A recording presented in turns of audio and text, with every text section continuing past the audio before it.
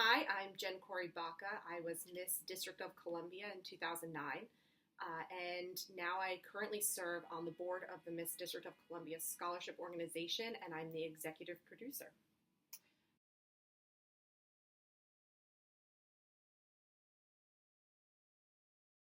So the year before I won, I was actually first runner-up, and my platform was about music education. I knew I wanted to do something in that. It was something I was really passionate about. It made me who I was. So I went to Miss America, and as I was watching prelims, I was listening to all the onstage questions and watching to see what all the girls' platforms were.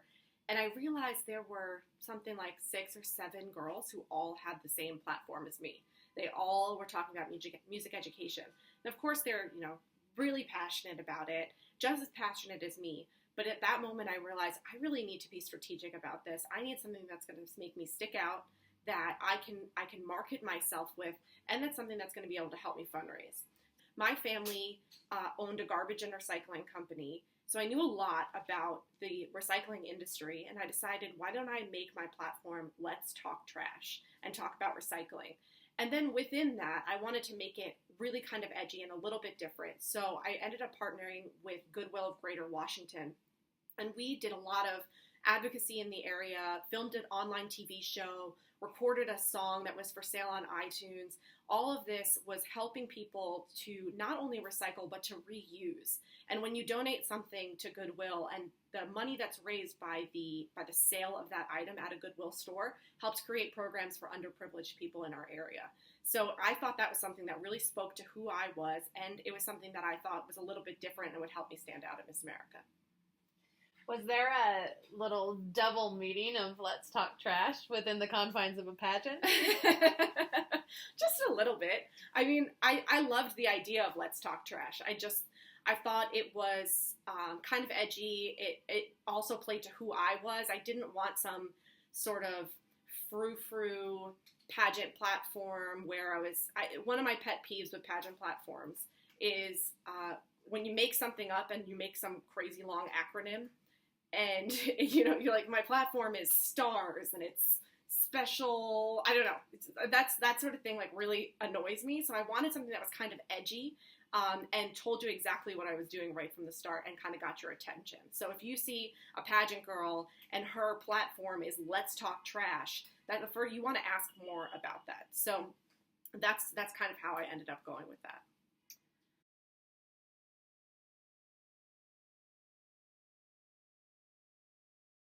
We have to recruit new girls every year. In DC, it's very different. Almost all of the contestants that we have are there because they're interning, they're going to school, or they just got a job on the Hill. So I think this year we maybe have 2 girls who actually are from DC. So we have to do a lot of recruiting every single year. We don't really have a lot of repeats. And with that, I don't just look for girls who can win. I look for girls who are going to get a lot out of doing this program, because I know that even if I didn't end up winning, I know I would have gotten a lot out of it. And I've seen other girls who have competed through our system and are super successful after competing, even though they never won, but they were able to use the tools that they received while we were preparing for Miss DC. So I look for girls who are going to be able to get ahead in their career because they're going to be able to take advantage of all of our mock interviews. We set up mock interviews for our contestants, and we fill it with people who are already successful in Washington, D.C. So we're handing you an opportunity to network in our city, and you have to take advantage of it. So I look for girls who are going to take advantage of that, who are going to get ahead whether they win or lose.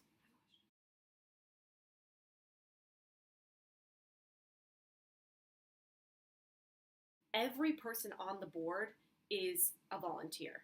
And they all have full-time jobs and lives and families. And they're doing this because they want to help. And honestly, that's 100% the reason why I'm on the board. I'm doing it because I want to help the girls who came after me, just like the people who were on my board helped me when I was getting ready to compete. So the thing that I would give advice, the advice that I would give to contestants who are competing is, you don't have to go over and above, sending thank you cards to every person on the board after every event that we have together. I think just being genuine, doing what you're asked to do. We don't have a lot of time. So if I send out an email and I tell everybody, hey, I need you to buy your opening number outfit, I need it done by this date, just get it done. I don't have the time to then go back to my emails and hear about your excuse about why you didn't get it. I just need things done because I don't, honestly, this is not my full-time job. I have another full-time job. So I'm doing it because I want to help.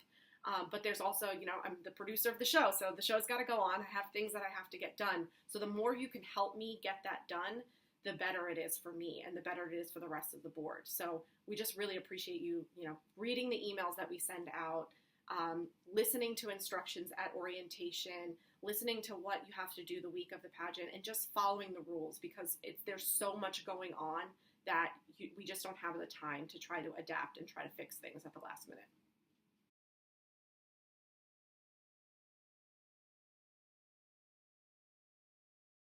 There's an open door policy on Capitol Hill, so you can go in and visit with your congressman or congresswoman. But the other way to get into it, I think, is that DC has one of the largest concentrations of nonprofits in the country. So if you can align yourself with a nonprofit that has some sort of political ties, I would go through it that way in order to kind of get your foot in the door. That's all there is in DC, is you have to know somebody to get your foot in the door. But you also have to be smart and back it up. Which I think is the most important thing of networking. It's not just who you know, it's also what you can do with who you know. So I think that's one of the things I love most about being from DC is that you get all of these opportunities, but you have to take advantage of them. It's almost overwhelming the number of opportunities there are, but no one's going to come to you because everyone comes to DC with a story, with something that they're advocating for. With some sort of background that's important to them, and of course it's important, but you need to be able to voice that to people and make them understand why it's important and why they should think it's important.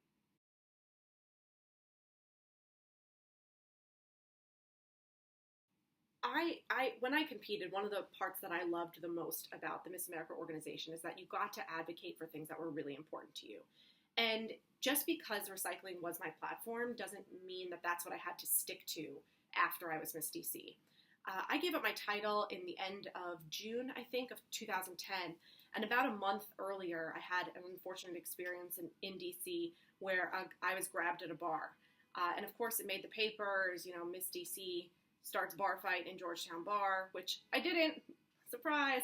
A guy grabbed me and I fought back and I defended myself.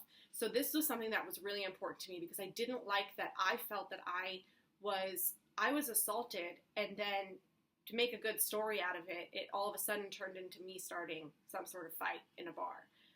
So it was something that was important to me because I felt like victims should not be blamed that way. We should be helping each other, and we really need to be talking about the issue of sexual harassment of women in public places.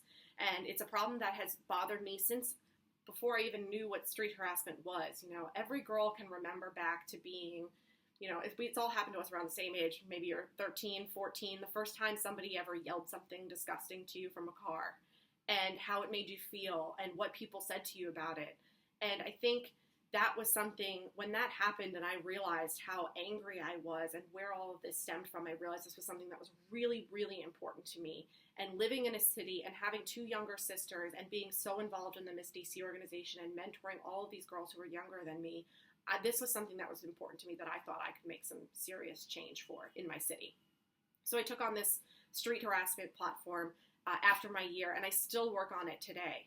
I work with an organization called Collective Action for Safe Spaces, where we work with the Metro in Washington, D.C., and with the police department to help create avenues for people to report sexual harassment in public, specifically on the Metro. All right, thanks everyone. Good luck in your upcoming pageants, and I know you're all going to kill it. Bye!